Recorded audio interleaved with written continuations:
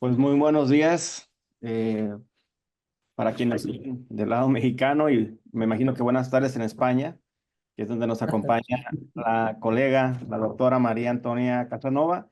Y bueno, agradecer a la UPN Tehuacán, Puebla, por esta gran actividad que está desarrollando en este Congreso Nacional de Educación y Desarrollo de Profesional Docente. Y me voy a permitir presentar a la doctora. La doctora María Antonia Casanova Rodríguez es profesora de la Universidad Camilo José Cela y directora del Instituto Superior de Promoción Educativa de Madrid. A lo largo de su carrera, ha sido inspectora de educación en Barcelona, Murcia e inspección central del Ministerio de Educación y ha desempeñado los puestos de jefe de gabinete de planeación y programas, jefe de servicio de evaluación y su directora general de Educación Especial y Atención a la Diversidad en el Ministerio de Educación. También ha sido directora general de la promoción educativa en la Comunidad de Madrid. Ha representado a España en la Agencia Europea para el Desarrollo de la Educación Especial y ha dirigido por parte española el programa de integración educativa en México. Igualmente ha participado en el proyecto FOMEI, que significa fomentar y mejorar la educación intercultural para los migrantes en México. También el programa Eurosocial en la Unión Europea y en la Asociación de Sociedades, Instituciones y Escuelas de Seguridad y Oportunidad en la Unión Europea. Colabora en la Red Europea de la Educación Inclusiva y Discapacidad y también ha obtenido la medalla de plata por la SEP en el 2011 en reconocimiento a la trayectoria y aportaciones a la educación especial en México. Colabora con diferentes universidades nacionales e internacionales en los temas que aborda como especialista: evaluación, diseño curricular, supervisión, educación inclusiva, al igual que imparte y dirige cursos para directivos y profesores en esta misma línea de trabajo. Es habitual su colaboración en revistas profesionales y su participación como evaluadora externa de las mismas. Dirige la colección Aula Abierta de la editorial Muruya y entre sus obras pueden descartarse, las siguientes: La sociometría en el aula, Manual de Evaluación Educativa, publicado en México por la SEP, Evaluación y Calidad de Centros Educativos, Diseño Curricular e Innovación Educativa, la Evaluación de Competencias Básicas, y también ha desarrollado algunos proyectos respecto a su tesis doctoral que tiene que ver con la pedagogía y la didáctica en la lingüística española, educación inclusiva en las aulas, educación actual, retos y propuestas, asimismo educación de futuro en textos para el debate, la educación en tiempos de virus, la educación que viene y evaluación crónica de actualidad. Así que bienvenida a través de la virtualidad, doctora María Antonieta. Y bueno, el tema de su conferencia tiene que ver con la evaluación formativa en la nueva escuela mexicana. Así que le cedo la voz. Muchísimas gracias.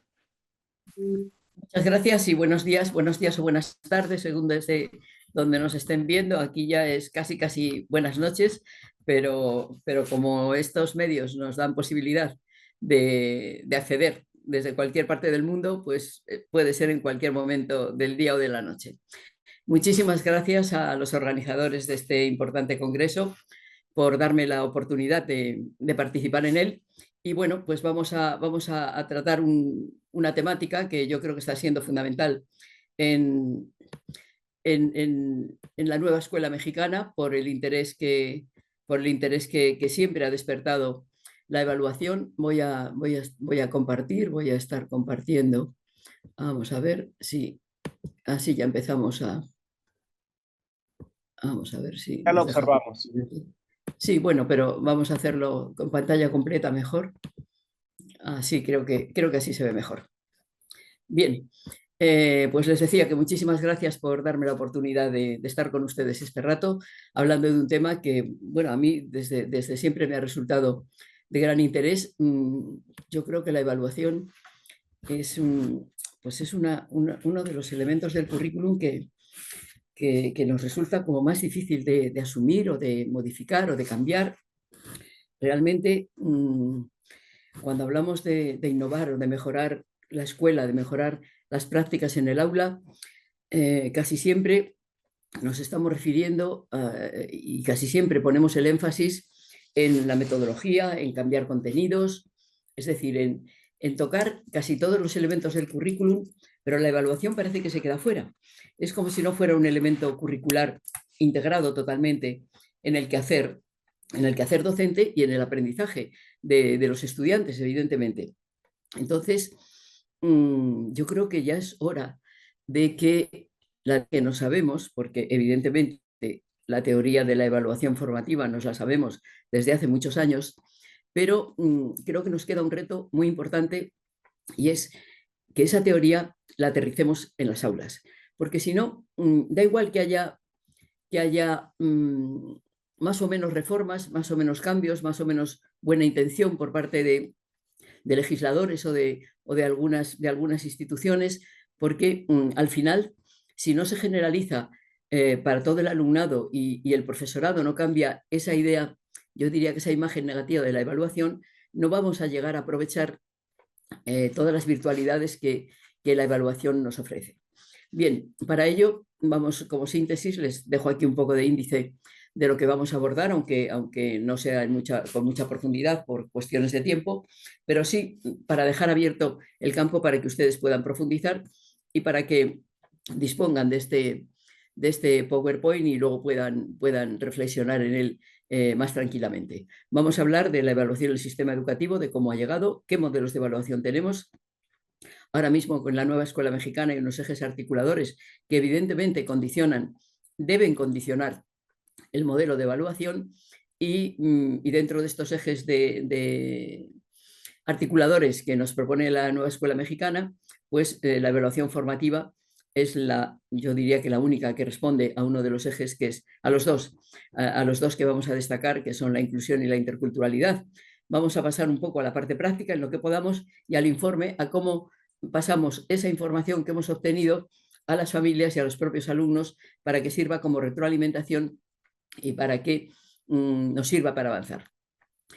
Yo les decía que tenía mala imagen la evaluación y realmente es que seguimos manteniendo pues algunos aspectos que nos vienen, fíjense, desde el año 1916, que es cuando el término evaluación y el concepto de evaluación se incorpora a la educación.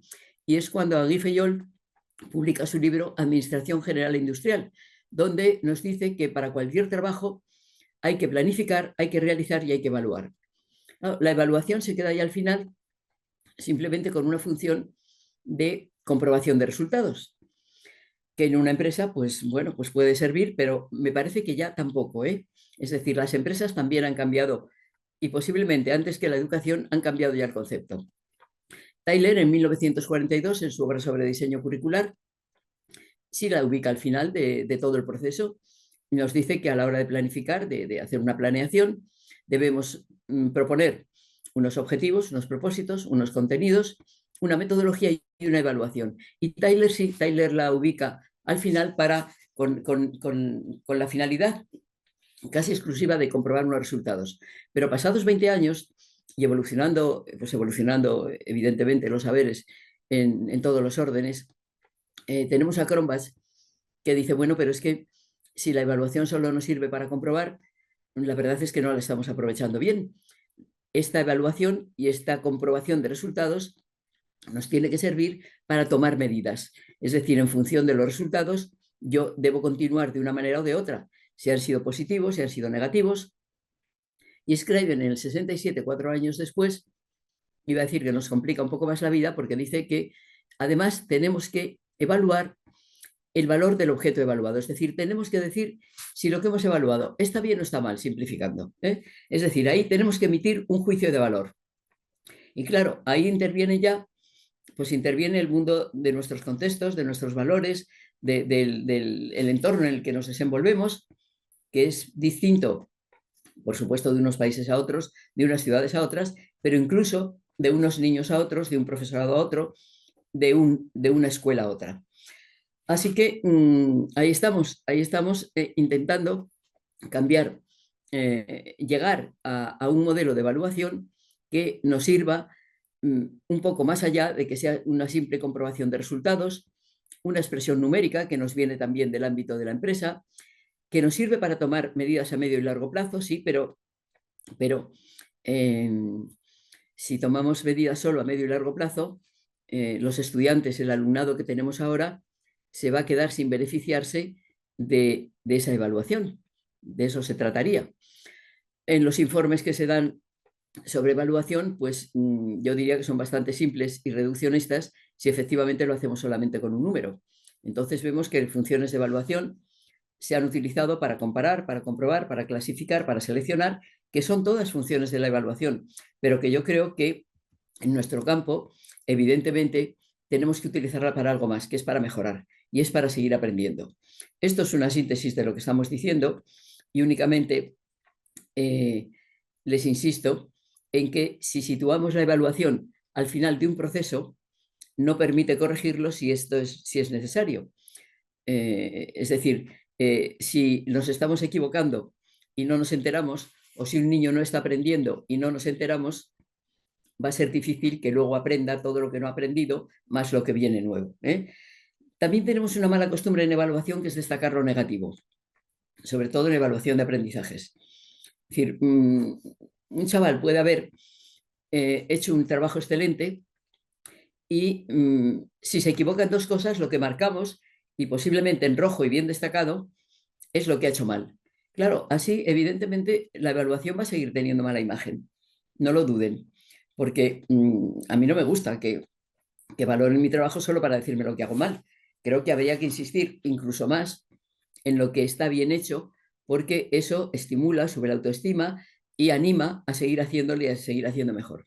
Y luego tenemos el modelo de evaluación habitual, que es una evaluación de carácter final, el examen, el famoso examen, que es igual para todos, que no toma en cuenta la singularidad de cada alumno, sus características, y entonces a lo que tiende es a homogeneizar a la población, a uniformarla. En vez de atender a su diversidad, pues lo que hacemos es intentar homogeneizar a través de la evaluación. Claro, si yo estoy utilizando metodologías que intentan personalizar y que intentan que cada alumno y cada alumna aporte sus talentos propios, lo que mejor domina, y eso luego no lo tengo en cuenta al final, pues creo que estamos retrocediendo y nos estamos contradiciendo incluso nosotros mismos.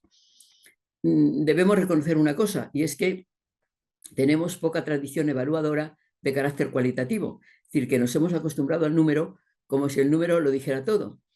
Y perdónenme, pero es que el número no dice nada. Es decir, el número a un educador no le dice nada. Si yo recibo a un niño en mi aula y me trae un informe donde dice que en una materia contenido en un campo de formación tiene un 7, en otro un 8, en otro un 6, yo no sé lo que ese niño conoce de cada uno de esos campos de formación. A mí o me lo explican bien y me lo explican con palabras, diciéndome domina esto, esto se le da bien, necesita apoyo aquí, o si no, no me entero hasta que yo no realice realmente una evaluación mía para enterarme de cómo va ese niño. Entonces, de lo que se trata es de decidirnos por el modelo que queremos de evaluación para nuestras alumnas y nuestros alumnos. O mantenemos en un modelo tradicional y academicista, destacando lo negativo, sin buena imagen, intentando homogeneizar al alumnado, simplista, valorándolo todo con un número, situándolo al final, de manera que se impide la mejora del proceso. Y además, que esta evaluación a través de números, y solo de números, favorece la competitividad, porque da la impresión de que si uno tiene un 7, el otro tiene un 8, el otro tiene un 10, ahí se establece una competición entre ellos de que el 10 es el que es el primero, el otro el segundo, el otro el cuarto, y eso yo creo que la competitividad no hay que favorecerla en educación. Bastante competitividad tenemos ya en la sociedad. Creo que hay que favorecer más la cooperación que la competitividad. Y además, que uno tenga un 7 y que otro tenga un 6, pues tampoco quiere decir que uno sea mejor que otro, sino que cada uno ha aprendido unas cosas diferentes, es bueno en unas cosas y es más flojo y le cuesta más trabajo el superar otras. Entonces yo creo que la decisión está clara y a nivel legal creo que está muy clara en prácticamente todos los países. Y es que tenemos que optar por un modelo de evaluación continuo y formativo. La evaluación formativa es la que evalúa procesos, eso que nos quede claro. Y como evalúa procesos, es decir, como yo voy evaluando día a día lo que vamos haciendo en el aula, especialmente fijándonos en el aprendizaje de nuestros alumnos, pues permite mejorarlos, porque en el momento en que yo detecto que surge una dificultad, lo que hago es implementar otro tipo de actividades, ver cuál es el fallo del niño, ver dónde necesita apoyo y cambiarlo sobre la marcha para que ese niño siga avanzando. Hay veces que a las personas que nos definimos más claramente por la evaluación formativa y por la evaluación de procesos, nos dicen que es que no nos importan los resultados. Y yo creo que es justamente lo contrario, porque si yo mejoro el proceso, lo lógico es que mejore el resultado. Y si no mejora el resultado es que algo estoy haciendo mal. Es decir, algo no está funcionando como tiene que funcionar. Gracias a este modelo de evaluación, yo voy conociendo talentos y dificultades que se presentan. La evaluación así resulta muy personalizada porque yo voy conociendo las posibilidades de cada alumno. Y para eso, lógicamente, como estaba diciendo hace un momento, no hay que ubicarla al final del proceso, sino que hay que tenerla prevista desde que empezamos a trabajar, desde el comienzo del proceso. Y por el contrario de lo que ocurre con los números, si yo describo las posibilidades, los talentos de cada alumno, eso va a favorecer la cooperación, porque entre los niños, cuando trabajan en equipo y cuando cooperan unos con otros, saben perfectamente que a mí se me dan mejor las matemáticas y a ti se te da mejor el español y a ti la plástica, y aprenden a cooperar y a trabajar en grupo. Y además aprenden a valorar su propio trabajo. Es decir, que este modelo de evaluación, que va acompañado lógicamente de unas metodologías que no son la repetición de lo que dice un libro, la repetición de lo que digo yo como maestra, pues favorece la autoevaluación. Es decir, los niños aprenden a autoevaluar su trabajo y a evaluar el trabajo de los compañeros. Es decir, la autoevaluación y la coevaluación se ven favorecidas por este modelo de evaluación. De eso se trata para que podamos atender a la diversidad en educación. Es decir, vivimos en sociedades democráticas donde se supone que la diferencia es un valor, que la diferencia es un valor. Y toda esta diversidad que se da en la sociedad, igual que nosotros, las personas adultas, somos todas diferentes, eso se refleja en las aulas. Eso se refleja en las aulas. Entonces, esas diferencias hay que tomarlas en cuenta para que se eduquen todos conociéndose. Es decir, hemos ido pasando desde un modelo de integración donde se pretendía que niños en su momento con necesidades especiales, con algún tipo de discapacidad, se incorporaran a la escuela regular. Así se ha ido haciendo, con más o menos éxito o con más o menos amplitud, pero no se trata de que siga el niño ajustándose a un modelo educativo habitualmente rígido, sino que de lo que se trata es de que sea el sistema el que se flexibilice y ofrezca opciones diversas, diversificadas, para atender a las diferencias y a la singularidad de cada niño. ¿Por qué es bueno un modelo de educación inclusiva y de que todos se eduquen juntos? Porque la sociedad no acepta al que no conoce. Y todos los prejuicios, yo les diría que los prejuicios que tenemos de unas personas hacia otras es precisamente por desconocimiento. Por ello, los agrupamientos que intentamos que sean tan homogéneos no favorecen el aprendizaje de los diferentes. Y realmente yo siempre suelo terminar diciendo que si tenemos que vivir juntos, lo mejor es que nos eduquemos juntos. Piensen que ahí hablo de agrupamientos homogéneos y eso es imposible. Es decir, no hay un agrupamiento homogéneo porque no hay dos niños iguales. Es decir, siempre los agrupamientos son heterogéneos. Pero yo les iba a decir, cuantas más diferencias tengamos dentro de un aula, de culturas, de lenguas, de capacidades, mejor. Mejor porque van a aprender, se van a enriquecer todos muchísimo más. Esto como reflexión para ustedes, acerca de cómo estamos haciendo, cómo estamos aplicando la evaluación, sin pararnos más. Se lo piensan luego. La evaluación toma en cuenta las posibilidades de cada alumno y el contexto de la escuela. ¿Sirve para mejorar el aprendizaje? ¿Nos sirve para conocerlos?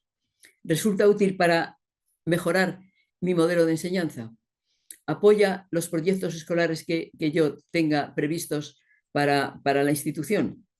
En definitiva, con la evaluación mejoramos la calidad del sistema educativo. Hay que pensar para qué queremos aplicar la evaluación en nuestros sistemas educativos.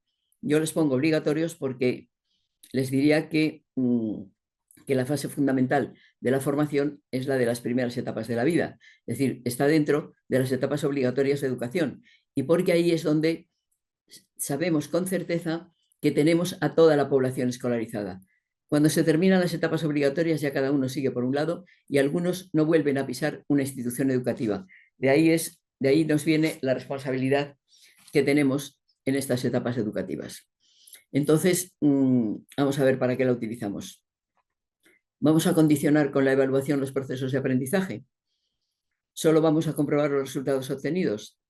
Vamos a clasificar a los alumnos y alumnas por sus capacidades y por aprendizajes. Es decir, vamos a tener centros de niños con capacidad sobresaliente y niños con discapacidad intelectual, o cómo vamos a hacer, niños por un lado, niños por otro. Vamos a reprobar a los que no se ajustan al sistema.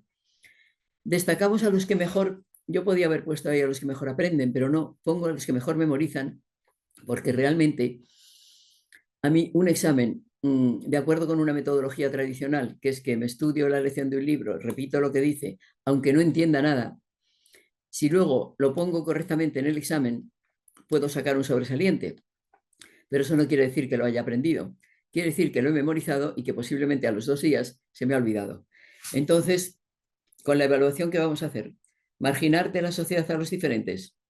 Ahora piensen ustedes que si no hay dos personas iguales, ¿a quién vamos a marginar? Pues a lo mejor en cada contexto vamos a marginar a grupos diferentes de personas, porque los que son diferentes en una ciudad a lo mejor no son los diferentes en otra.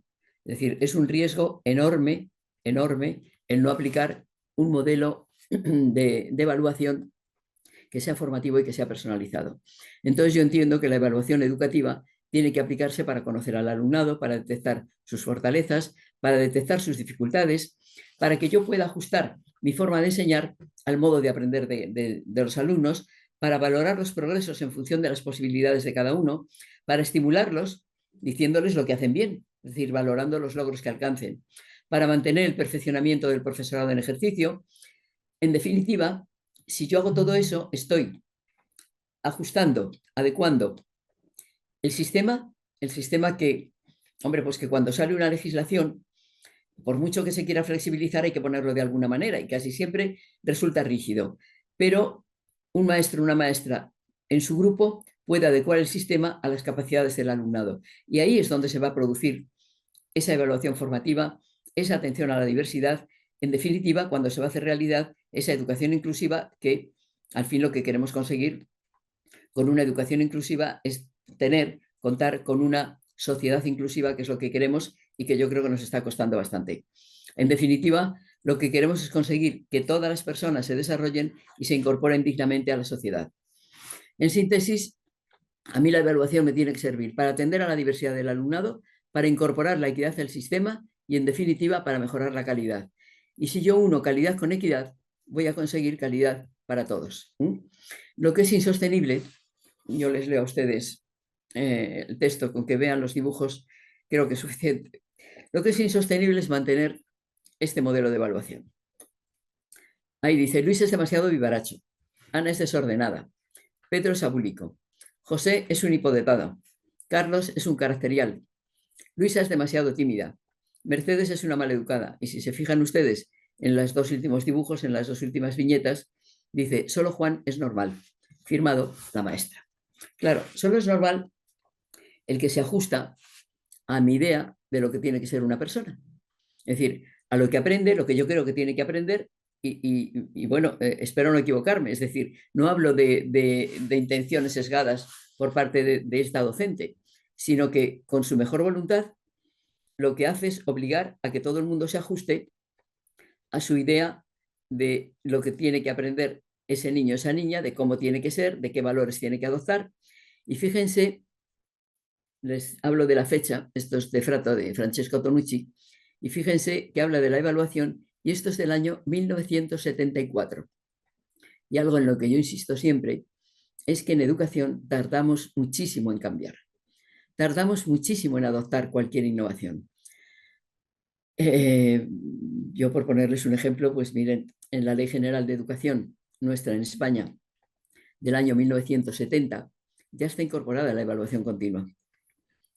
Estamos en 2024, es decir, han pasado 54 años y seguimos hablando de generalizar este modelo de evaluación. Yo creo que ya va siendo hora de que lo hagamos, ¿no? De que lo hagamos.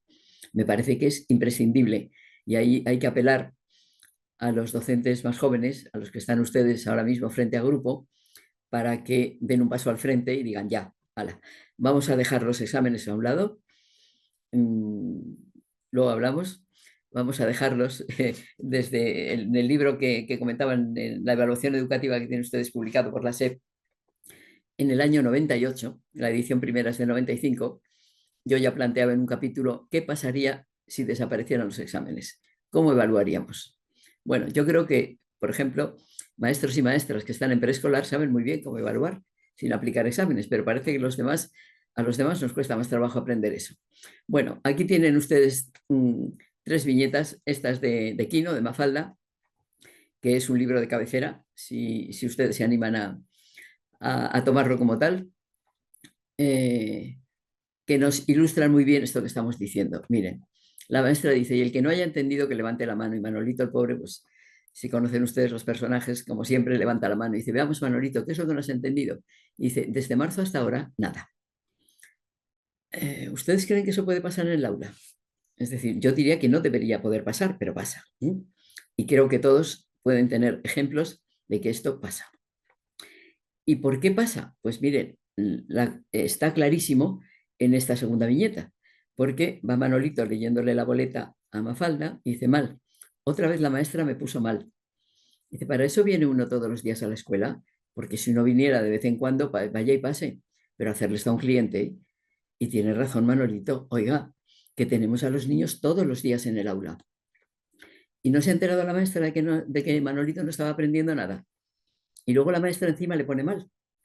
No sé a quién habría que ponerle mal, porque no solo es Manolito el responsable de que no ha aprendido, ¿no? Yo creo que ella algo debe tener que ver en este resultado de Manolito y encima viniendo todos los días.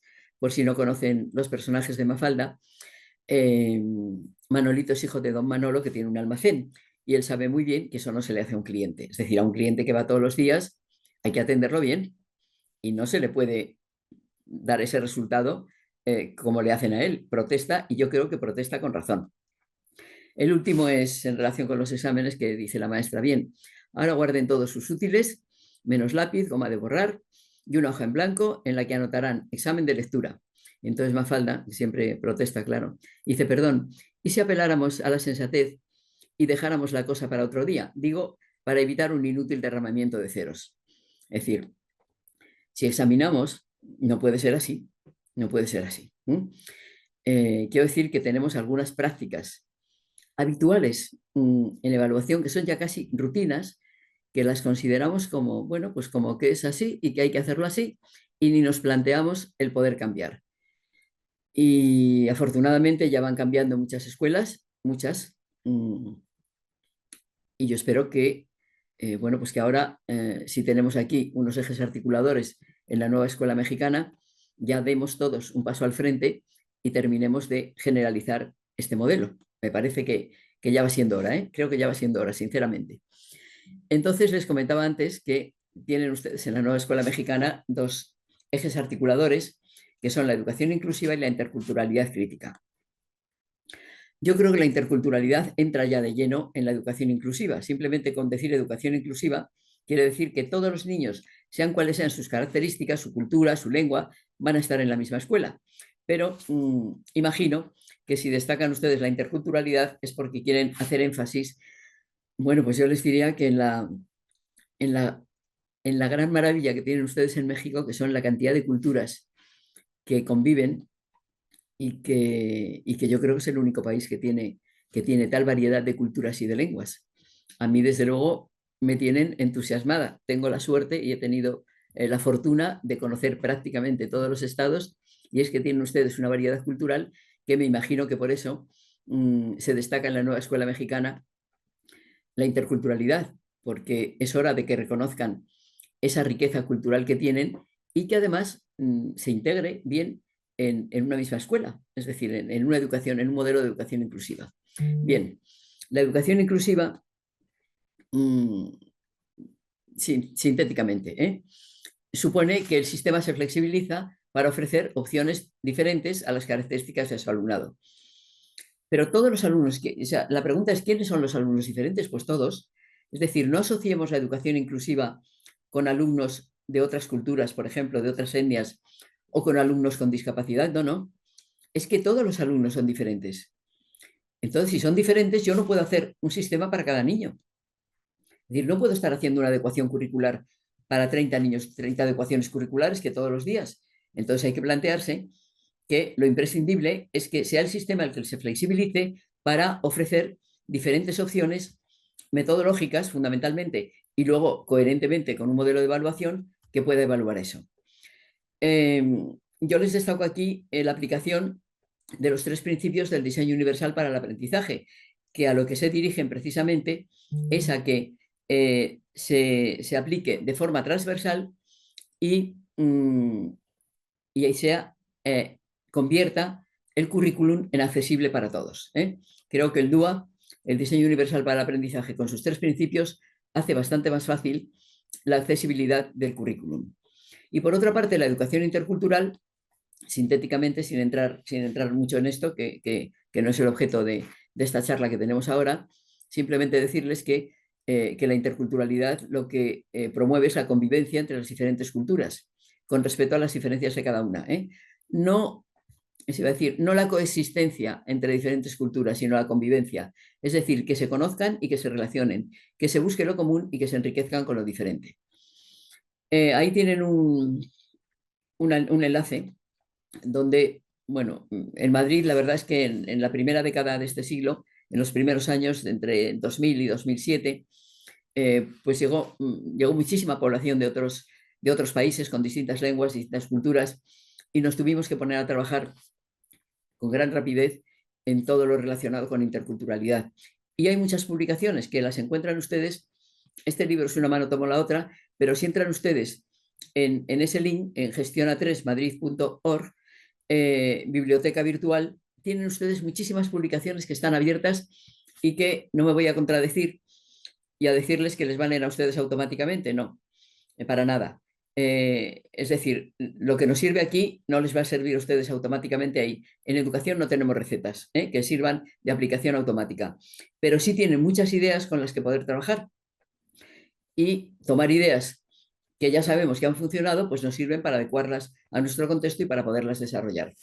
Y el meme que tienen ustedes ahí arriba, pues ven ustedes la diferencia de mentalidad entre una persona adulta y un niño que ya está educándose en este modelo. Le dice el papá al niño, dice, ¿hay extranjeros en tu colegio? Y dice, no, en mi colegio solo hay niños, punto.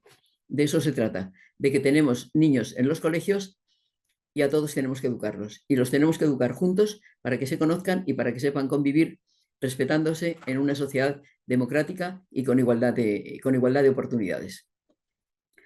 La sociedad democrática reconoce, acepta y valora las diferencias, ya lo hemos dicho, y necesita de la aportación de los talentos diversos de todos los ciudadanos. Afortunadamente todos somos diferentes. Imagínense que todos fuéramos robots. Ahora con lo de la inteligencia artificial nos están asustando como si fuéramos a acabar todos siendo robots. Bueno, los robots de momento no tienen ni sensibilidad, ni innovación, ni muchas capacidades que tenemos nosotros. Pero afortunadamente, les decía, somos todos diferentes. Y la mejor forma de conocerse para convivir es que nos eduquemos juntos. Y la educación inclusiva lo que propone es eso, una escuela para todos, pero que sea capaz de atender a cada uno. Y para eso la escuela regular necesita de recursos organizativos, humanos y materiales suficientes, con un diseño universal para el aprendizaje que haga ese currículum accesible a todos los alumnos. Ustedes saben, yo creo que teóricamente esto lo sabemos todos, que tenemos una tipología de la evaluación, una tipología que, bueno, como toda clasificación es convencional. Es una forma de saber nosotros, los responsables de la educación, desde cualquier puesto en el que estemos, de organizar y de saber utilizar las virtualidades que nos ofrece. Nos vamos a centrar, evidentemente, en la evaluación formativa, que alude a la finalidad o a la funcionalidad con la que aplicamos, formativa y sumativa. En función del normativo, es decir, del referente que tomamos para evaluar, pueden ser referentes externos a la persona, y entonces tenemos la evaluación normativa y la evaluación criterial, o la evaluación ideográfica, que toma como referente las posibilidades de cada persona. Por los agentes que la realizan, pues si es en una escuela, pueden ser agentes de fuera de la escuela, o si hay una evaluación interna, los mismos protagonistas de la escuela son las que se aplican la evaluación. Y en cuestión de aprendizajes y también de evaluación de nuestro quehacer profesional, pues la autoevaluación cuando nos evaluamos nosotros mismos, la coevaluación cuando nos evaluamos unos a otros y la heteroevaluación cuando una persona evalúa a la otra. Y luego puede ser inicial, continua y final la evaluación. Aquí solo les quiero hacer una aclaración. Y es que la evaluación sumativa siempre es final, pero la final no siempre tiene por qué ser sumativa. Que hay veces que se confunde. Es decir, hay veces que pueden ustedes encontrar donde dicen la evaluación puede ser inicial, formativa y sumativa. No, perdón. Esos son diferentes parámetros de evaluación, diferentes categorías. Con lo cual, de lo que se trata es de distinguir bien la finalidad con la que utilizamos la evaluación y el momento en que la utilizamos. La formativa evalúa procesos, la sumativa evalúa resultados, pero resultados ya finales que ya no se pueden modificar. Es decir, si a mí me llega un manual, un libro de texto, ya está hecho, ya no puedo cambiar nada. Entonces yo a ese le aplico una evaluación sumativa de manera que yo compruebe si el libro de texto que me están ofreciendo me sirve o no me sirve para aplicar el programa analítico con el que yo estoy trabajando ahora. Si me sirve, lo adopto y si no me sirve, lo dejo. Por ejemplo, una prueba que haga una empresa para admitir a personal es una evaluación sumativa, sin lugar a dudas, porque entras o no entras y no hay alternativa. Pero fíjense que esa evaluación no es final, esa evaluación es inicial. Es la evaluación inicial que hace la empresa, pero es sumativa. Es decir, se aplica en un momento inicial, pero con carácter sumativo, con funcionalidad sumativa. Y en cambio, la evaluación final, ustedes, por ejemplo, están trabajando por proyectos ahora mismo, o en un aprendizaje servicio, en un aprendizaje basado en problemas, en lo que ustedes quieran, y hacen una evaluación final de lo que han conseguido, pero esa evaluación final no tiene por qué ser sumativa, porque esa evaluación final puede ser la inicial del trabajo siguiente. Es decir, yo esa evaluación final la puedo aplicar para seguir aprendiendo, para seguir formando, para seguir mejorando. Con lo cual, es una evaluación final que yo aplico con carácter formativo. Eso me parece que es importante que lo tomemos en cuenta porque hay veces que confundimos. Una cosa es la finalidad con la que utilizamos la evaluación y otra cosa es el momento en que la aplicamos. Entonces, resumiendo y sintetizando, la evaluación formativa evalúa procesos, lo que permite obtener datos sobre cómo se está produciendo el aprendizaje del alumnado y así es posible superar las dificultades que se presenten. Retroalimentación continua, eso me lo permite perfectamente la evaluación continua y formativa. Voy retroalimentando al alumno y no solo al alumno, también a mí y también mi forma de enseñar. Y reforzando los talentos y los puntos fuertes del programa analítico que yo esté aplicando en ese momento. Perdón, que se me va. Y entonces un concepto de evaluación que me resulta útil es que para la educación es un proceso sistemático y riguroso, este es general, de obtención de datos que se incorpora al proceso educativo desde su comienzo, de manera que me permite disponer de información significativa para conocer la situación, formar juicios de valor con respecto a ella y tomar decisiones, pero decisiones inmediatas, de manera que yo puedo continuar la actividad mejorándola progresivamente. Eso me parece que es fundamental que lo tomemos en cuenta, es decir, vamos a cambiar el concepto de evaluación y vamos a aplicarla de otra manera. Vamos a aplicarla de una forma más flexible, más amplia, que nos permita seguir adelante y seguir adelante mejorando. Y fíjense que este proceso de evaluación tiene puntos comunes con las investigaciones.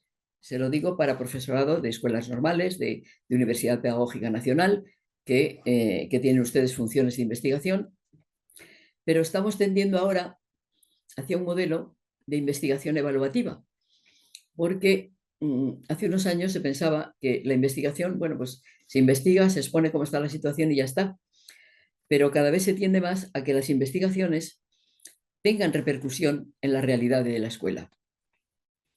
En el caso en que sean investigaciones de este tipo, hay investigaciones más teóricas o históricas que no tienen por qué repercutir, pero en el ámbito en que nos estamos moviendo, pues fíjense que es toda una fase. Yo les decía que en la evaluación es toda una fase de recogida de datos bueno, pues que coincide, ¿eh?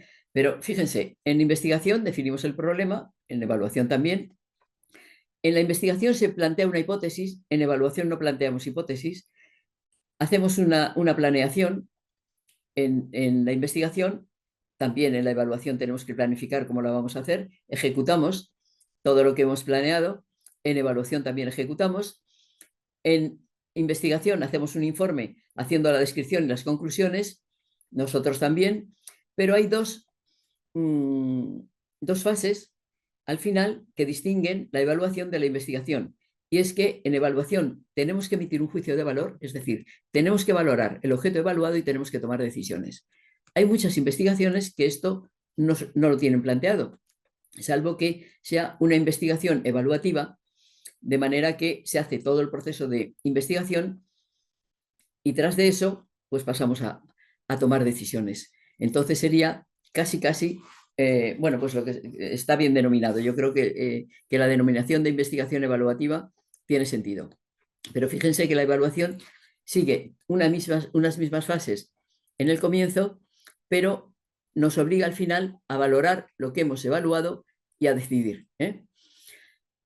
La educación inclusiva exige obligadamente una evaluación inclusiva, porque tiene a todo el alumnado en la misma escuela, tiene que disponer de medios para ofrecer una educación excelente, medios humanos y medios materiales, y no se trata solo de acceder a la escuela. A la escuela accedemos simplemente con suprimir las barreras arquitectónicas. No, hay que acceder al aprendizaje. Y por eso yo creo que la barrera más difícil de derribar es la barrera mental, ¿eh? Son las barreras actitudinales las que más nos está costando suprimir para que los niños realmente aprendan en la escuela. Por eso el diseño curricular y todos los elementos tienen que desarrollarse para conseguir esa educación inclusiva. Y la evaluación también. No podemos plantear un modelo de evaluación competitivo, sino que tenemos que plantear un modelo que sea cooperativo. Y la verdad es que yo creo que solo la evaluación formativa es la que cumple esas exigencias que requieren tanto la evaluación inclusiva como la evaluación intercultural. De manera que, bueno, pues que cuando hablamos de diseño curricular estamos hablando de competencias o desempeños. Están ustedes utilizando ahora el término que es equivalente a nuestras competencias, los propósitos, los campos de formación, la metodología, tanto en métodos, estrategias, actividades, recursos y evaluación. Todo eso tiene que estar enfocado a la mejora del aprendizaje y a conseguir que todas las personitas y personas, es decir, niños, niñas, adolescentes, jóvenes, desarrollen sus capacidades al máximo y se incorporen dignamente a la sociedad. Y que además el profesorado mantenga el perfeccionamiento en ejercicio. Es decir, hablando de la investigación-acción, saben ustedes, propuesta por Eliot, pues es que tenemos que investigar y que evaluar lo que estamos haciendo en el aula para seguir avanzando. Y les decía que todos los elementos tienen que ser tendentes y tienen que procurar manejar un modelo de evaluación que favorezca esa inclusión y ese aprendizaje. Y también la arquitectura, también la arquitectura y también la organización del aula. Fíjense la imagen de arriba a la izquierda, pues esa es el aula de Antonio Machado en Baeza, primeras décadas del siglo pasado. Pero si cambiamos el modelito de mesa, me aceptarán ustedes que muchos colegios siguen funcionando así y siguen con las aulas de esa manera colocadas. Ahora explíquenme ustedes cómo así se puede trabajar en grupo, cómo se pueden conocer los alumnos, cómo pueden intercambiar ideas, cómo pueden cooperar, pues de ninguna manera. En la otra ven ustedes que ya ahí hemos cambiado. Bueno, eso es de un colegio de aquí de Madrid, arriba es un aula de enlace, que le dije, como tuvimos esa avalancha de alumnado de todas las nacionalidades, que además no sabían español, muchos, pues son grupos pequeños que están en torno a una mesa y están aprendiendo español, ¿eh? Ahí lo que están haciendo es aprendiendo español a toda velocidad para poder incorporarse cuanto antes a su grupo. Ahí ya se hablan, ya se conocen y ven ustedes que son de diferentes etnias, que son evidentemente de distintos países, ninguno sabe español. Y como siempre solemos decir que es que el número de alumnos nos impide trabajar adecuadamente o evaluar adecuadamente y de forma personalizada, pues fíjense abajo, es un aula de secundaria del Colegio Padre Piquer de aquí de Madrid, no es ninguna entelequia, es una realidad que además cerca de aquí, cerca de donde estamos ahora emitiendo esto, un colegio que decidió pues hacer educación inclusiva, evidentemente, trabajar con metodologías activas y evaluar con una evaluación formativa. ¿Qué hicieron? Era un colegio tradicional con aulas una al lado de otra, pequeñas, para grupos de 25, tiraron tabiques y juntaron grupos de secundaria, primero y segundo de secundaria. Y ahí tienen ustedes a todo el alumnado de primero y segundo de secundaria, es decir, 13 y 14 años más o menos, terminan la primaria en 12, igual que en México. Alumnos de 13 y 14 años, claro, al estar juntos dos grupos, ya puede haber más de un profesor en el aula, porque, bueno, pues se rompe un poco la cultura de la secundaria, de estar cada hora con un profesor y cada hora con una materia. Ahí hay 2 o 3 profesores, ven que tienen al fondo a la derecha una serie de computadoras, en otro rincón, o sea, como si habláramos de preescolar, en otro rincón tienen una biblioteca, tienen diferentes tipos de materiales, están todos trabajando en diferentes grupos, es decir, que la organización, el agrupamiento de alumnos y la arquitectura está favoreciendo que esos profesores, después de proponer un trabajo con los principios del diseño universal para el aprendizaje, de manera que todos hayan entendido y se hayan comprometido con su propio proceso de aprender, están trabajando y los profesores lo que hacen es pasar por los grupos, resuelven dificultades, observan cómo trabaja cada uno, los conocen. Y para todo eso, pues evidentemente el modelo de evaluación tiene que estar previsto y tienen que estar previstos tantas las técnicas que vamos a utilizar para obtener los datos como los instrumentos. Entonces, esta evaluación formativa evidentemente favorece la inclusión, sin lugar a dudas.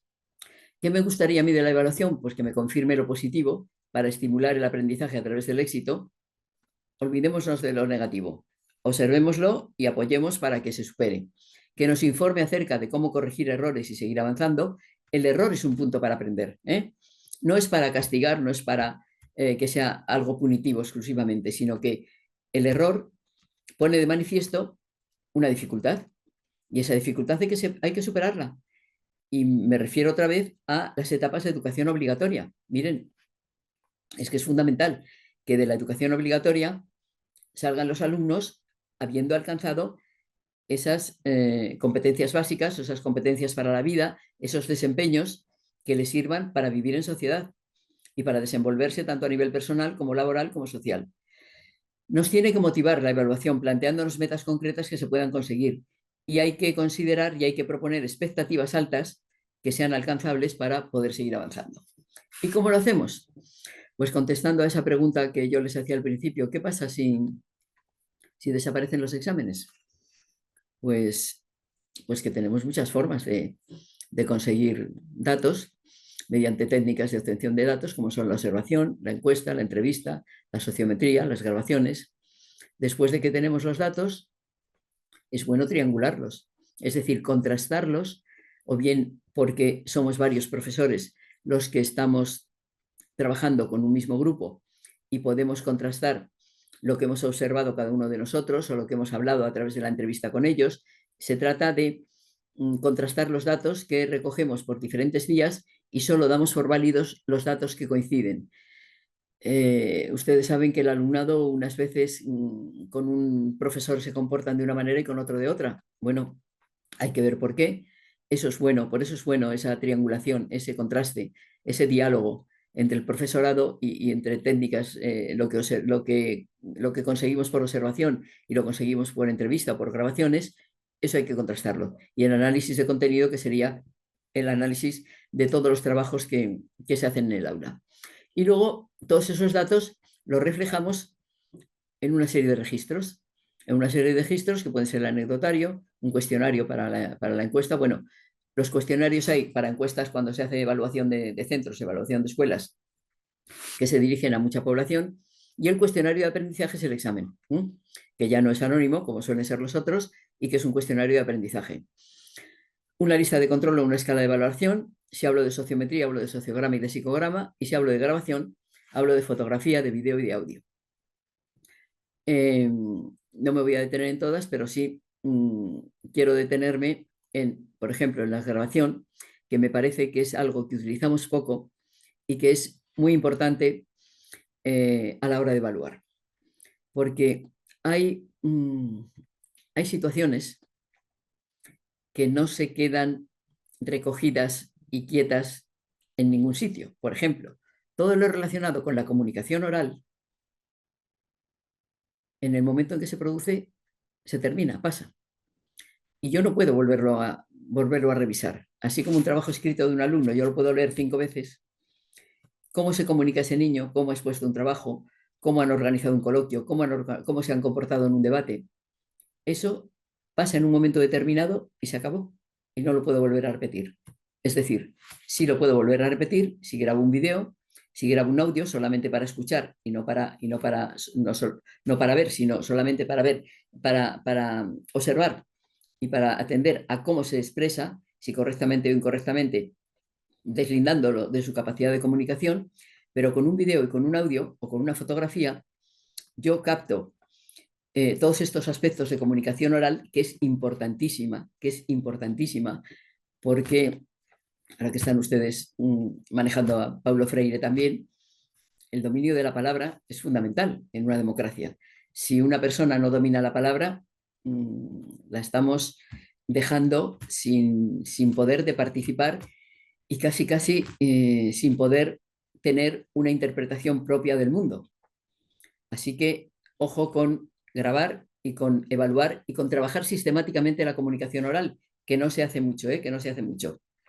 También es muy importante el vídeo cuando se graba con imágenes para evaluar actitudes. Las nuestras también, las de los docentes también, porque hay veces que no sabemos cómo nos comportamos en el aula hasta que no nos vemos. Y esto tiene una ventaja, y es que cuando uno se ve en una imagen, de forma instintiva corrige lo que no le gusta de esa imagen, con lo cual tiene una función educativa fundamental. Y es que simplemente con vernos corregimos lo que no nos gusta. Y en la fotografía, que es imagen fija, no ocurre lo que con el video, en la fotografía, si en lo que están trabajando en grupo los niños fotografiamos algunas veces, simplemente por la postura corporal que adoptan en el grupo sabemos si están realmente colaborando en el grupo, si son indiferentes. Si un niño que está sentado hacia atrás y no está metido en el grupo, ya sabemos que no le está interesando nada lo que haga, o que no está participando, o que le están dejando aislado.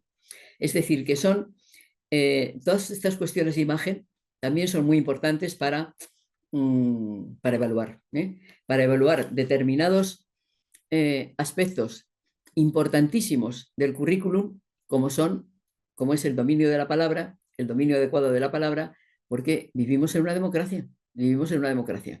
Entonces, el que no domina la palabra se queda, bueno, pues siendo ciudadano de segunda categoría, vamos a decir.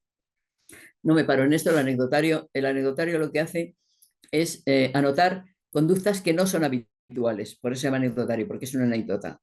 Entonces, esto lo puede hacer cualquier profesor en un momento determinado que observe algo que no es habitual en la conducta de un niño. Y hay veces que me preguntan también específicamente por qué incluyo yo la sociometría en la evaluación. Por una cosa, se lo explico en un minuto. Y es que el número de alumnos no correlaciona con el éxito escolar, pero el clima de aula sí correlaciona con el éxito escolar. Entonces yo necesito saber qué coherencia interna tiene el grupo para poder intentar, al menos, que ese grupo esté bien cohesionado y haya un buen ambiente dentro del aula. Porque además ahora la neurociencia nos está diciendo que el que no se emociona no aprende. Es decir, el que no se encuentra a gusto en un lugar no va a aprender, va a rechazar más bien ese aprendizaje. Y con la sociometría, yo simplemente aplicando un test donde pregunto por preferencias intelectuales, con quién te gusta estudiar, estoy simplificando, por preferencias afectivas, con quién te gusta jugar y al cine, vale. O si con algún compañero no te gusta ni estudiar, ni jugar, ni nada, es decir, si hay algún rechazado dentro del aula. Yo eso lo manejo, organizo un sociograma, que las selecciones se marcan con una flechita, si la flechita es para los dos lados, que se eligen mutuamente, y me aparecen estas representaciones. Bueno, yo creo que en este grupo todavía tenemos bastante que hacer para que sea un grupo bien cohesionado, ¿no? Tenemos ahí un grupito de niñas abajo que se eligen unas a otras.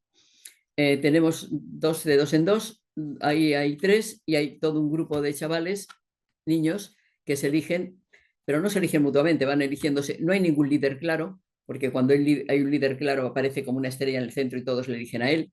Y ahí tenemos que trabajar con ese líder para que nos ayude a cohesionar. Pero fíjense cómo tenemos la imagen del grupo simplemente con aplicar un test sociométrico que es sencillísimo. Y les doy tema para una tesis doctoral, porque a pesar de que hay coeducación hace un montón de años, que niños y niñas se educan juntos, que estamos hablando, yo qué sé, de no violencia, de no acoso, fíjense que mayoritariamente los niños siguen eligiendo a los niños y las niñas siguen eligiendo a las niñas. ¿Mm? Así que tienen ustedes tema para una investigación, por lo menos. Bueno, en el psicograma lo que se hace es que en el centro aparece el alumno que tiene más elecciones y luego según van disminuyendo. Aquí que me interesa, me interesan los que están en el último semicírculo, en el último círculo ahí concéntrico, porque son los niños a los que no elige nadie. No los rechazan, pero no los elige nadie. Entonces, evidentemente, se pueden sentir un poco solos, un poco aislados. Todos estos datos a mí me sirven para que ahora que voy a utilizar, o que estoy utilizando, voy a ser más optimista, que estoy utilizando metodologías activas, es decir, método de proyectos, aprendizaje basado en grupo, basado en problemas, basado en retos, tareas, es decir, aprendizaje servicio. Bueno, ahí yo puedo ir haciendo combinaciones para que se conozcan unos y otros y el grupo quede con mayor cohesión. Me interesa. Vamos a ir terminando, que se nos acaba el tiempo. Lista de control o escala de valoración. Antes de comenzar a trabajar, o sea, ustedes tienen un programa analítico ahora hecho, contextualizado en su escuela, y antes de comenzar con cualquier actividad que vayan ustedes a realizar, tiene que estar previsto el modelo de evaluación. Y estar previsto el modelo de evaluación quiere decir que tienen que tener un instrumento, un tipo de registro, que es lista de control, lista de cotejo, como ustedes la quieran llamar. Por el nombre no nos vamos a pelear. Donde aparezcan los aprendizajes, que pueden ser los desempeños, las actitudes, los procedimientos o destrezas que ustedes consideran que son fundamentales que aprendan, pues, por ejemplo, cada 3 meses antes de darle la información al niño y a las familias. Ahí aparecen, por un lado, o sea, un cuadro de orientada, por un lado, esos aprendizajes, genéricamente hablando, que ustedes consideran que tienen que aprender los niños, y en el otro lado, los 25 niños que ustedes tengan. Según vamos avanzando en las actividades y ustedes van observando, pues van rellenando, o sea, van poniendo una señal, es que el alumno número 2 pues ya ha conseguido identificar diferentes formas de su entorno, es decir, van rellenando según cada alumno va consiguiendo alguno de estos aprendizajes. Claro, esto es una fotografía de cómo van aprendiendo los alumnos, porque si yo veo ahí, o sea, si yo hago una revisión semanal y veo una columna vacía o medio vacía, ese niño es que no está aprendiendo nada. Es decir, no puede pasar lo que le pasa a Manolito, que dice que desde marzo hasta ahora nada. Eso es imposible que pase si llevamos un tipo de control así. Y también puede pasar que alguna de las filas, es decir, alguno de los aprendizajes, no lo esté consiguiendo nadie. Ojo a mi programación, ojo a mi programa analítico, porque ahí soy yo quien estoy fallando, porque no estoy proponiendo las actividades adecuadas para que lo aprendan. Es decir, si son niños que van aprendiendo de forma regular, ¿por qué eso no lo aprenden? Ojo a mi programación. Es decir, un tipo de registro así es una fotografía de cómo están aprendiendo todo mi grupo de alumnos. Fíjense que nada más es un registro para cada grupo. Hablo sobre todo de secundaria, porque ahora vamos a ver la escala de valoración, porque, en fin, si estamos en primaria, con un registro ya está, si estamos en preescolar igual, si estamos en secundaria, ustedes pueden estar atendiendo 3, 4, 5 grupos, serían 3, 4, 5 registros. Eso se puede hacer, ¿eh? Eso se puede hacer. Si yo paso a la escala de valoración, no me conformo con decir esto ya se ha conseguido, sino que, como pasa en las rúbricas, yo valoro si se ha conseguido siempre, si muchas veces, si algunas veces o si nunca. ¿Qué ocurre con esto? Pues que si yo hago una escala de valoración y tengo que eh, escalar, es decir, tengo que graduar el aprendizaje según se va alcanzando, necesito una para cada niño. Claro, si yo a un profesor de secundaria le digo que tiene que llevar 200 papelitos cada trimestre, pues ya hemos perdido las amistades, supongo, para toda la vida y no va a hacer evaluación formativa. Lo tengo muy claro. Y además lo entiendo, ¿eh? Lo entiendo perfectamente. Pero yo les voy a hacer una propuesta mixta. Y es que en este registro, en esta lista de cotejo, yo cuando el niño, o sea, si está el recuadro en blanco es que el niño no ha aprendido nada, o sea, ni ha empezado, por ejemplo, a clasificar diferentes tipos de imagen. Pero si ha empezado a clasificarlos, yo pongo un puntito. Si ya lo hace bastantes veces, pongo 2 puntitos. Y cuando llega el tercer puntito, es que lo ha conseguido totalmente. Es decir, yo convierto esta lista de control en una escala de valoración.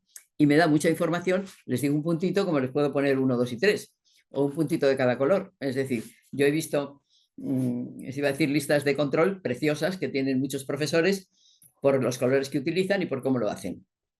Pero de hecho, fíjense que además, les iba a decir, además de que me da una fotografía de cómo va avanzando mi grupo, además de eso, a mí me sirve como guía de enseñanza, porque en el momento en que yo planteo ahí y tengo por escrito lo que quiero trabajar y lo que quiero que consigan los alumnos, a mí ya no se me olvida nada importante.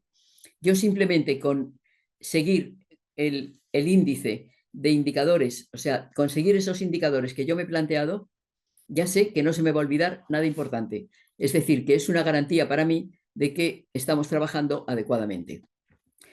Y, y hablando de exámenes, yo os decía, si desaparecen los exámenes. Bueno, vamos a ver, a lo mejor un profesor de secundaria me dice, oiga, es que yo tengo 200 alumnos y yo necesito comprobar en un momento determinado hasta qué punto han adquirido determinados conocimientos, ¿eh? Determinados conocimientos. Bueno, y hace un examen, ¿de acuerdo? ¿De qué se trata? De que el examen no sea el único procedimiento de evaluación. Es decir, el alumno tiene que saber que no solo se le evalúa por el examen, sino que el examen ofrece una información que se añade a todos los datos que el profesor ya tiene adquiridos del alumno a lo largo de ese trimestre. Es decir, lo que ocurría en esa aula que yo les digo del Colegio Padre Piquer. Es decir, están trabajando con todos y a lo mejor en un momento determinado dicen vamos a hacer un examen y vamos a plantearlo para comprobar estos conocimientos. Bueno, pues esa calificación que damos en el examen se añade a todo lo que el profesor ya tiene observado y ya tiene valorado del funcionamiento de ese alumno. Eso es lo que me parece que es más importante. Entonces, cuando yo hago un informe, si tengo todos estos datos, que son muchísimos y es una información muy rica, yo puedo hacer un informe con información clara, concreta y amplia, y además con palabras, no solo con números. Es decir, va a ser descriptivo, va a valorar los desempeños y los propósitos que se han adquirido y valora todo tipo de aprendizajes, tanto la parte conceptual como procedimientos o destrezas y como las actitudes. Entonces yo puedo hacer un informe de este tipo sin ningún problema. Es decir, que yo hablo de español y puedo decir comunicación oral, expresa sus ideas con claridad, utiliza el vocabulario tal, lee con entonación y ritmo adecuados y cada uno de los indicadores, a lo mejor yo le puedo poner ahí un número, porque ya sé que si no me van a decir que la SEP les dice que tienen que evaluar con un número. Bueno, pues vamos a ver si nos ajustamos. Es decir, si yo tengo mucha información descriptiva y cualitativa de un alumno, yo eso lo puedo transformar en número. Es decir, si el alumno ha adquirido todo lo imprescindible para seguir adelante, yo le apruebo y le pongo un 5, un 6, lo que ustedes pongan. Si ha adquirido un 30% más, lo dividimos en 3 partes, si ha adquirido más conocimientos, más actitudes, domina más actitudes o domina más destrezas, le pongo un notable. Y si lo ha adquirido todo, le pongo un sobresaliente. Es decir, yo lo cualitativo lo puedo transformar en un número. Lo que no puedo hacer es al contrario. Es decir, si yo recibo un informe donde solo me dice un 6, un 8, un 7, yo eso no lo sé traducir, salvo que el maestro o la maestra me lo traduzca. ¿De acuerdo? Entonces, fíjense que yo ahí ya pondría en cada uno de los aprendizajes lo valoraría con un número. En el otro modelo que tienen usted, yo lo valoraría con una frase, ahí no utilizaría números. Y en el primero, aunque utilizo número, pero ya no es un número donde yo diga español 7, sino que estoy diciendo qué es lo que mejor domina y lo que todavía le falta por conseguir. Si expresa sus ideas con claridad, si utiliza el vocabulario adecuado a su nivel, si lee con entonación y ritmo adecuados, entonces estoy dando, aunque sea con un número, estoy dando mucha más información. Y en preescolar, pues suelen hacer unos informes muy bonitos, donde dice área de conocimiento del medio físico y social de aquí, dice saludo y me relaciono con el profesor, entonces saluda al entrar, pide ayuda, es comunicativo, con dibujitos y eso, la verdad es que en preescolar yo creo que evalúan mucho mejor que en el resto de los aprendizajes.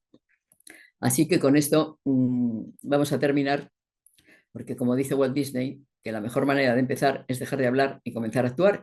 Y como para aplicar la evaluación formativa no necesitan ustedes ninguna normativa nueva, porque la tienen toda, que dice que es precisamente esta evaluación la que tienen que aplicar, pues lo pueden hacer, bueno, mañana sábado no, que no hay clase, pero a partir del lunes yo creo que ya pueden, en todos los niveles, ¿eh? No solo en preescolar, en primaria, en secundaria, en un bachillerato, en una prepa, en las escuelas normales, en las universidades, en la UPN, pueden ustedes empezar a aplicar la evaluación formativa sin ningún problema. Así que, por mi parte, muchas gracias y quedo a su disposición por si quieren ustedes hacer o plantear alguna pregunta, con mucho gusto intento respondérsela. Gracias. Pues muchas gracias, doctora María Antonia Casanova, por esa presentación, evaluación formativa en la nueva escuela mexicana. Y voy a rescatar algunos elementos antes de pasar a las preguntas, que me pareció muy interesante cómo lo fue abordando.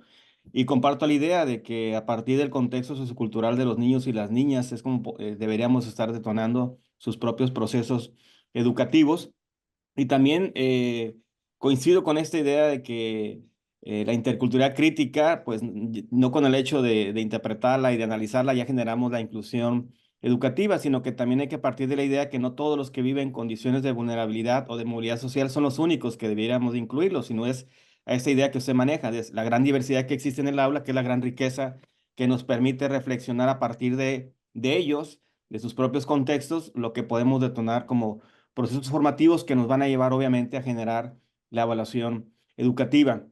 Igual la misma idea de la escucha, la observación y la intervención en el proceso pues nos va a permitir a través de los diversos instrumentos que ya nos mencionaba y de esas adecuaciones o ajustes curriculares que podemos ir haciendo a partir de lo que se va detonando en el contexto áulico, porque no hay que olvidar que obviamente partimos de esos intereses que tienen los niños y las niñas en sus propios procesos de formación. Y bueno, invito a los compañeros que nos siguen y que nos escuchan a través de este medio que pudieran hacer las preguntas. Hay un vínculo donde puedan estar generando sus preguntas para ir generando este diálogo con la doctora María Antonia. Y hay una pregunta, doctora, que hacen a través del chat. Roberto Ruiz dice, ¿cómo trabajar la ideología de los padres sobre la evaluación del niño en el sentido de que los padres se preocupan por el resultado del niño? Pues es que a los padres también hay que educarlos, claro. Es decir, que a las familias, a ver, si yo he recibido un tipo de educación donde me aprendía lo que decía un libro, me examinaban y con ese examen me daban un sobresaliente, un notable, un aprobado, es lo que yo sé y no sé más. Y claro, la familia no tiene por qué haber hecho una carrera de pedagogía. Entonces, lo que es muy interesante es que al principio del ciclo escolar, cada tutor, cada maestro, maestra, profesor, se reúna con las familias de sus alumnos y les explique cómo lo vamos a hacer. Y más todavía, y la injusticia que es evaluar solo con un examen, porque un examen es un día a una hora, y ese día, a esa hora, el niño puede tener cualquier circunstancia que hace que esté bloqueado. Y a lo mejor ha estado trabajando durante 2 meses, durante 3 meses muy bien, ha aprendido mucho y el día del examen no hace nada. Es absolutamente injusto valorar todo el aprendizaje de un niño un día y a una hora. O sea, es que hasta el sentido común nos diría que eso no debe ser así. Pero a las familias hay que explicárselo. Y yo le comento algo que vivimos aquí justamente pues en los años 90, cuando aparece una nueva ley de educación que transformó nuestro sistema educativo, la LOCSE, que amplió la educación obligatoria hasta los 16 años. Bueno, es decir, con el sistema que tenemos ahora, más o menos, lo implantó en el año 90. Entonces, este modelo se anticipó de forma piloto, de forma experimental, en un barrio de Madrid, en San Blas. Y a las familias se les explicó que no se les iba a dar un 6, un 5, un 4 o un 8, sino que se les iba a dar un informe escrito de cómo sus hijos pues, van avanzando. Hay veces que pedimos apoyo de la familia para que colabore con la escuela, pero claro, si solo les decimos que un 6, la familia no sabe cómo ayudar. Pero si les decimos, mire, su hijo necesita a ver si lee un poco más en casa y a ver si le compran ustedes algunos cuentos más o algunos libros, o esto se le da muy bien, pero necesita este apoyo, pues llévenlo ustedes a un museo, llévenlo lo que sea. Si se lo digo así, la familia ya sabe cómo colaborar con la escuela. Pero bueno, lo que les estaba contando. En este barrio se lo explicamos a las familias y al principio, bueno, pues cuesta, cuesta un poco el cambiar los chips y el cambiar el modelo que se tiene. De manera que cuando recibieron el primer informe descriptivo, iban a la escuela, iban a la secundaria concretamente, y le preguntaban al profesor, oiga, ¿y esto qué es? ¿Un 5, un 6, un 7 o un 8? Ellos querían la traducción porque es lo que entienden. Y hay que decirles, miren, esto no es ni 5, ni 6, ni 7, ni 8. Vamos a llegar hasta el final del ciclo escolar, vamos a ver cómo se desenvuelve, vamos a ir mejorando, porque eso supone, es decir, el tener esos datos supone que yo puedo hacer una retroalimentación y el niño puede ir mejorando en los aspectos donde esté más débil. Bien, eso fue un proceso pues que dura un añito, dura un año académico, hasta que las familias se acostumbran y ya están colaborando. ¿Saben lo que ocurrió cuando terminó esa experimentación y los alumnos, algunos pasaron a algún centro de bachillerato y volvieron a recibir otra vez los padres la calificación de un 7, un 5, un 8? Pues que se iban a la escuela y le decían, oiga, al profesor, ¿y qué significa el 6, el 7 o el 8?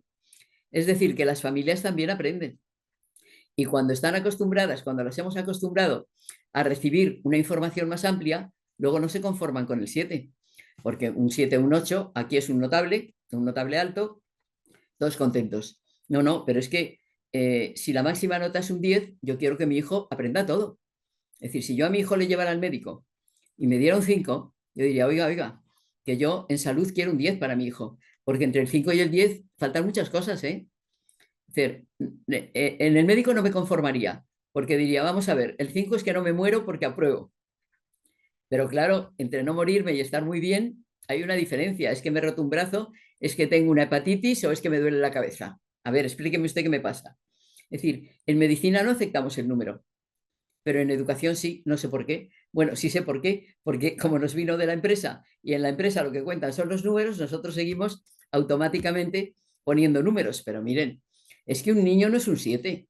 O sea, es que eso es tan simplista que uno dice, pero ¿cómo podemos estar evaluando así?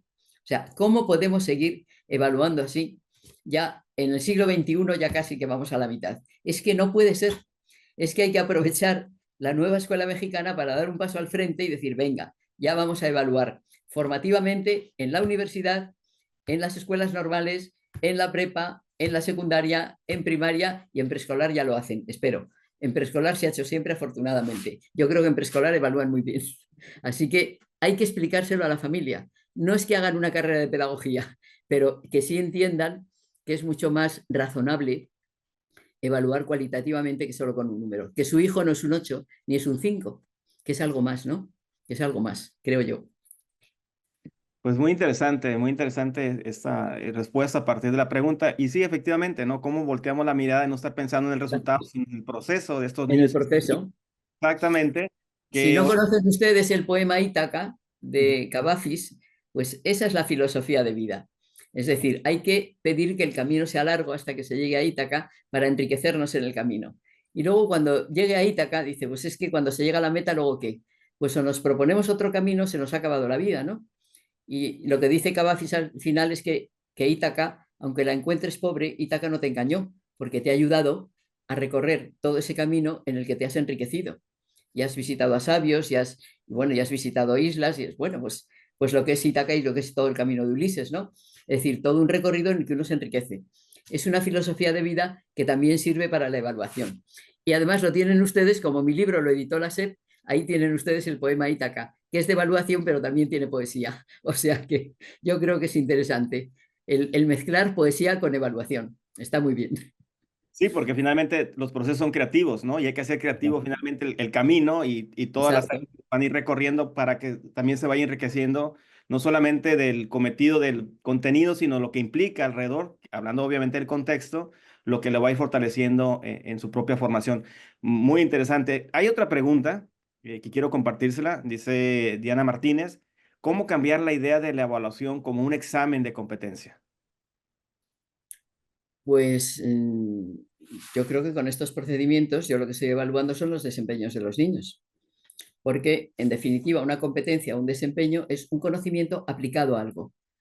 Claro, yo eso no lo puedo ni enseñar ni evaluar con una metodología tradicional y academicista, que supone que tengo al niño delante de un libro, que el niño se estudia la lección o me escucha a mí y repite lo que yo he dicho aunque no entiendan una palabra. Ustedes eso lo saben y que además se le olvida. Es decir, el niño cuando termina el ciclo escolar en junio parece que sabe algo y cuando llega en agosto llega inédito. O sea, como si hubiera pasado un tornado y se le ha olvidado todo. Dices, ¿y esto cómo puede ser? Pues porque no ha aprendido nada, evidentemente. Lo ha memorizado para contárnoslo en un examen y ya está. Pero si yo aplico metodologías que exigen que el niño aplique el conocimiento a algo concreto, yo puedo comprobar esa evidencia, ese desempeño del niño y me aseguro de que, de que lo ha aprendido de verdad, de que lo ha incorporado a su vida y de que lo sabe aplicar. Y eso no se le va a olvidar, porque cuando un niño aprende a leer, no se le olvida de junio a septiembre. Y cuando aprende a sumar y a restar, no se le olvida. Y cuando nosotros aprendemos a manejar un coche, no se nos olvida porque no lo manejemos en 2 meses. Es decir, el aprendizaje real supone un cambio de conducta en nuestras vidas y supone que lo incorporamos a nuestras estructuras mentales. Y eso no se olvida. Es decir, yo puedo aprender 20 nombres de árboles, 20 nombres de árboles que posiblemente me los aprendí en su momento. Pero yo de Madrid, pues conozco los 4 que tengo alrededor, pero los otros me sé el nombre, pero no los identifico. Entonces, ¿para qué me sirve a mí ese conocimiento? Para casi nada. Solo para saber que existen, pero no sé dónde ni sé cómo son. Entonces, la forma de evaluar y de enseñar y de que los niños aprendan a desempeñar una serie de contenidos y a aplicarlos, es trabajar con metodologías activas y con metodologías cooperativas. Es decir, aprenden a cooperar, aprenden a trabajar en equipo, aprenden a aplicar lo que conocen y eso no se les va a olvidar. Si hacen un proyecto y entre todos lo programan, lo planean, es decir, organizan cómo van a recoger la información en un debate, cómo ellos llegan a dominar una información y a defender unas ideas, encontrarse con los otros, aprenden a respetar un turno de palabras, argumentan. Es decir, eso no se olvida, porque lo están haciendo. Es decir, no solo están escuchando y memorizando, sino que lo están haciendo. Y de eso se trata. Tanto la programación por competencias que tenemos aquí en España con la nueva ley, que también estamos implementando una nueva ley, como ustedes con la nueva escuela mexicana, que hablan de desempeños, que al final es lo mismo, es que el conocimiento hay que aplicarlo. Y así ellos aprenden de verdad, es decir, son aprendizajes reales y yo puedo evaluar cuando veo cómo aplican ese conocimiento a lo que sea, en función de lo que estemos trabajando. De eso se trata, de cambiar un poco el chip. Sí, interesante. Creo que ahí recupero algo que también usted comentaba, ¿no? Esa idea de fortalecer la cooperación y no la competitividad. Y tiene que ver con Exacto, cómo desarrollamos esas habilidades para ejercer la ciudadanía de estos niños y de estas niñas en el trayecto, ¿no? Que van teniendo en su formación, pero también en la convivencia y en la claro. interacción social que tienen en conjunto, ¿no? Es que fíjense ustedes que ahora mismo la complejidad que tiene la vida y los saberes. Ahora mismo no hay una persona que pueda desarrollar un proyecto completo en una empresa. No la hay. Es decir, es obligado el trabajo en equipo y las empresas, saben ustedes que están contratando psicólogos para fomentar ese trabajo en equipo y para enseñar a colaborar, al que no lo sepa. Y que son necesarios equipos multiprofesionales para desarrollar un proyecto. Es decir, para mandar un cohete a la luna no lo puede hacer una persona ni para ahora mismo hacer un robot, hacer un programa, hacer un videojuego. Son muchas personas con muchas capacidades diferentes que han desarrollado las que tienen que hacer y las que tienen que llevar adelante ese proyecto para que sea una realidad. Es decir, son muchos profesionales de diferentes áreas los que tienen que trabajar en común para llevar a cabo una empresa. Y si no es así, es que las empresas se caerían, con lo cual ahora mismo las empresas están valorando muchísimo personas que sepan aprender, es decir, que tengan actitud de aprendizaje a lo largo de toda la vida y que sepan trabajar en equipo. Y les digo más, en Silicon Valley ya ni siquiera les piden a usted el título. Hacen una entrevista, ven si efectivamente sirve o no sirve para trabajar, lo ponen a trabajar y si trabaja bien se queda y si no se va. Y da igual que lleve 1 kilo de papeles diciendo que tiene no sé cuántos másteres y no sé cuántas cosas. Mire, si lo que ha aprendido solo de memoria no me sirve para nada. Entonces es que la sociedad que tenemos ha avanzado mucho en tecnología, en saberes, tanto en humanidades, en ciencias, en todo, y no me sirve una sola persona para sacar adelante un trabajo. Son muchos, muchos profesionales con diferentes capacidades desarrolladas, con distintas carreras específicas, las que tienen que colaborar, tienen que saber trabajar en equipo, sí o sí. Pues interesante, y sigo invitando a quienes nos siguen si quieren hacer algunas otras preguntas, pero aquí me vienen otras ideas que usted también manejaba sobre la escuela, la nueva escuela mexicana, cuando hablaba de la interculturalidad crítica y sobre todo el pensamiento crítico, que también es uno de los ejes que Por tiene supuesto. la transversal escuela. Y es importante esto, porque lo que usted está señalando, ¿qué tanto desarrollamos en el otro? La reflexión, pero que primero nos tenemos que intervenir para poder gestarla y generarla a través de la acción de tu práctica docente en el contexto donde estás involucrado. Y yo creo que eso también es uno de los grandes retos que para nosotros, en el caso mexicano, nos implica. No solamente hablar de atender la diversidad o de atender la equidad, sino también de cómo generamos la reflexión en el otro o o en los otros, ¿no? Hombre, es que tenemos una sociedad que tiene unos medios tan potentes de comunicación y mediáticos tan fuertes que nos manipulan como quieren, literalmente, o sea, nos manipulan como quieren. Entonces, si yo quiero personas que puedan tomar decisiones de forma autónoma, sabiendo lo que quieren, conociendo su proyecto de vida, el suyo personal, no el que le imponga una televisión, otra televisión, o una prensa, otra prensa, o una red social u otra, no, no. Es que el pensamiento crítico hay que trabajarlo desde preescolar. ¿Mm? Y no es difícil, es decir, es que al niño se le dan diferentes opciones y mucho más en primaria o secundaria, y además hay cortometrajes que duran 15 minutos, es decir, el cine también lo tenemos que aprovechar en la escuela y presentar diferentes opciones para que ellos piensen, para que razonen, para que digan esto me gusta, por qué, esto no me gusta, por qué, organizar debates para desarrollar ese pensamiento crítico y para que sean autónomos en sus decisiones. Es importantísimo, porque tenemos unos medios tan potentes de influencia que yo no digo que nos vayamos a escapar de todos, porque va a ser muy difícil, pero por lo menos que sí, que los estudiantes, que la población, cuando salga de la educación obligatoria, sí haya adquirido una autonomía de pensamiento que le permita tomar decisiones propias y que le permita enjuiciar las noticias que está recibiendo. Porque una misma noticia, les pongo un ejemplo de educación, cuando se aplica el PISA a nivel internacional, aquí en España, con los mismos resultados, leen ustedes una prensa y estamos horrorosamente mal. Leen ustedes otra prensa y qué bien está España. El dato es el mismo, pero según el periódico que ustedes lean, estamos, vamos, en el infrasuelo o estamos en las nubes. O sea, es que eso hay que enseñarlo y hay que enseñar a valorar las diferentes noticias y hay que desarrollar en el niño pensamiento crítico. Es decir, hoy hemos estado hablando de evaluación formativa, pero es que la educación es algo muy amplio y hay que formar a la persona holísticamente en todos los aspectos de la vida y de sus capacidades que tiene que desarrollar.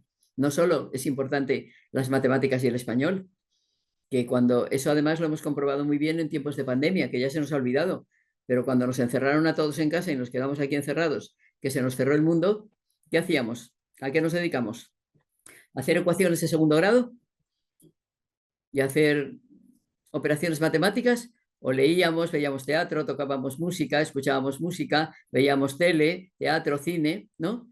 Es que parece que materias que son menos importantes luego resulta que pueden ser las que nos salvan la vida. Es decir, que, y además no solo eso, es que para los que no valoran toda la educación artística, hay que decir que, perdón, pero dentro del arte también se crean muchísimos puestos de trabajo, hablando de economía, y hay muchísimas personas cuya profesión está relacionada con el arte.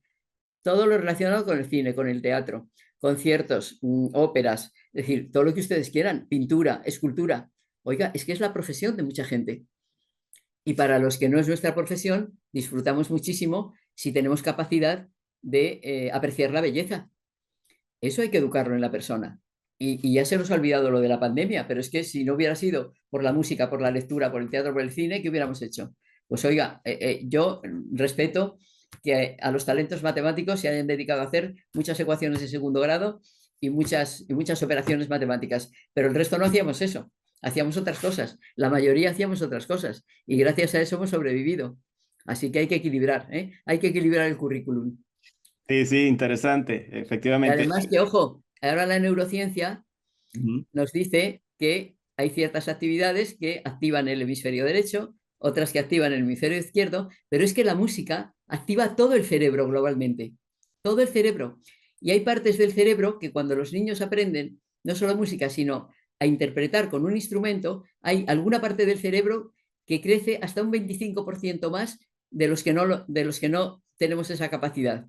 Entonces, cuando se educa musicalmente en las aulas, luego también ese niño va a aprender mejor las matemáticas y la biología y la historia, lo va a aprender mejor porque tiene estimulado todo el cerebro.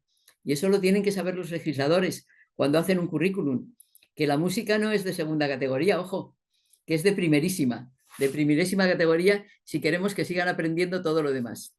Pero bueno, que es muy complejo, lo de la educación es muy amplio, hay que saber mucho de todo, pero tenemos muchos especialistas, ¿no? En educación y cada uno nos puede aportar su saber. Sí, y recuperé algunas ideas que también hace rato cuando inició las conferencias por ahí hablaban del arte de educar, ¿no? Y que hablaban un poco Exacto, ahí exacto, exacto. exacto. Bueno, le voy a compartir ahí dos preguntas que corresponden, podemos darle respuesta de manera conjunta. Dice la primera, ¿cree que la educación tradicionalista que se llevó a cabo por mucho tiempo repercuta, perdón, en la adopción de la nueva, perdón, repercute en la adopción de los maestros a la nueva escuela mexicana? Y la segunda, que está muy vinculada con esta, es ¿y en cuánto tiempo cree que se vean los resultados? Vamos a ver, los tiempos en educación son a medio y largo plazo, siempre. Es decir, yo estoy educando a un niño, empieza en preescolar, tiene toda su educación obligatoria y realmente el resultado de la educación se va a ver cuando se haya una persona adulta, se haya incorporado a la sociedad en buenas condiciones. Es decir, siempre los que nos dedicamos a educación tenemos que tener paciencia, ¿eh?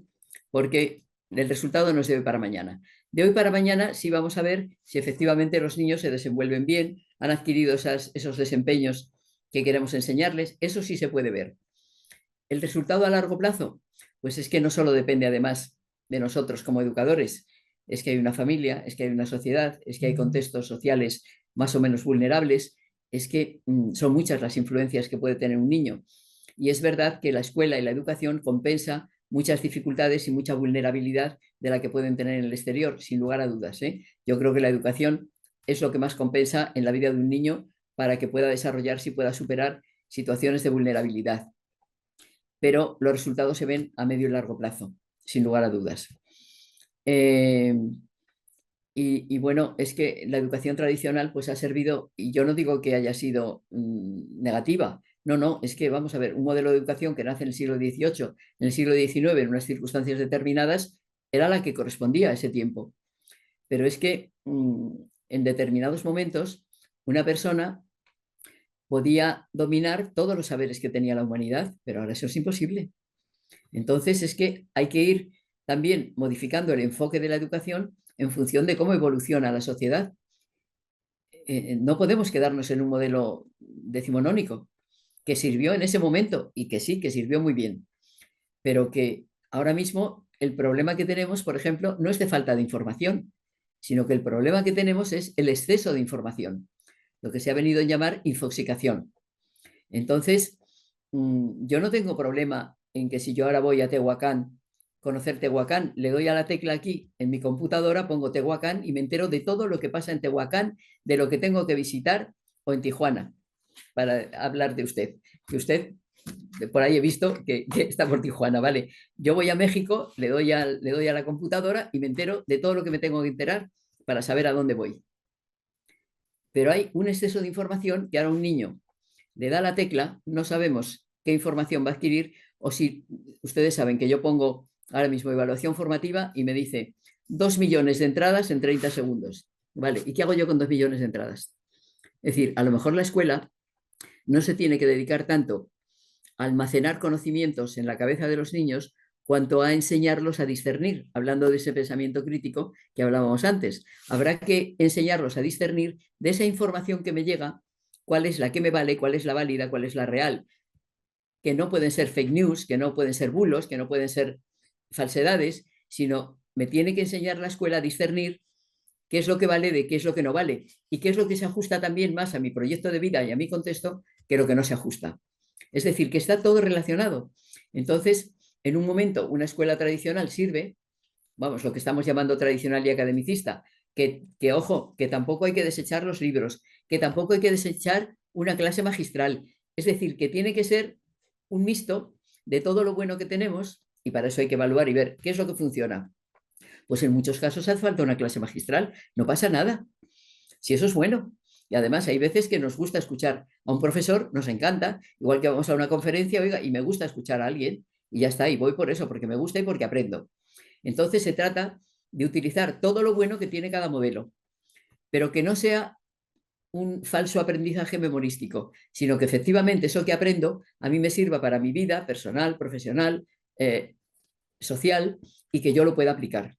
De eso se trata, de aprovechar todo lo bueno y evidentemente tenemos que evolucionar con la sociedad, porque la informática la estamos utilizando hace unos años. Pero claro, en el siglo XIX no había esto. Bueno, ni en el siglo XIX, perdón, ni cuando yo empecé a estudiar. No nos vamos a ir al siglo XIX. Tengo años, pero no tantos. Entonces, todo esto hay que ir reincorporando y nos tenemos que ir poniendo al día. Y los que nos dedicamos a la educación tenemos que estar al día, porque si queremos seguir enseñando, tenemos que seguir aprendiendo. Si no, se queda uno que en cuanto se queda 3 meses en casa ya no sabe de qué va la vida. Eso es así y ustedes lo saben perfectamente mejor que yo incluso. O sea que vamos a aprovechar todo lo que tenemos y evidentemente yo creo que la nueva escuela mexicana favorece todo este tipo de metodologías y de aprendizajes. Pues muchísimas gracias, doctora María Antonia Casanova, por esta conferencia y este diálogo que se ha tenido a través de estas inquietudes de los que están asistiendo a escuchar a través de la virtualidad, con el tema de evaluación formativa en la nueva escuela mexicana. Y bueno, interesante, ¿no? Cómo cerrar con esta idea de cómo aprovechar la diversidad, ¿no? Que existe también en estrategias didácticas para atender, ¿no? A partir de los aprendizajes de los estudiantes y quitarnos lo que usted también decía, estas barreras actitudinales y mentales que bloquean precisamente generar un proceso no solamente de educación inclusiva, sino también atender la diversidad a través de este tema, ¿no? De la interculturalidad crítica. Pues Exacto. le agradecemos muchísimo este tiempo que nos ha compartido y bueno, le harán llegar por correo la constancia de participación, así que Muy bien. Pues muchísimas muchas gracias. gracias. Gracias a ustedes. Gracias Muchas a ustedes gracias. por su atención y felicidades por la organización de este congreso, que seguro que va a ser muy interesante para mucha gente. Muchas gracias. Bueno, pues nos despedimos. Muchísimas gracias por la atención que nos sigue a través de la virtualidad y seguirán más conferencias todavía a partir de la tarde del día de hoy y el día de mañana. Así que De muchas acuerdo. gracias. Hasta otra ocasión. Adiós.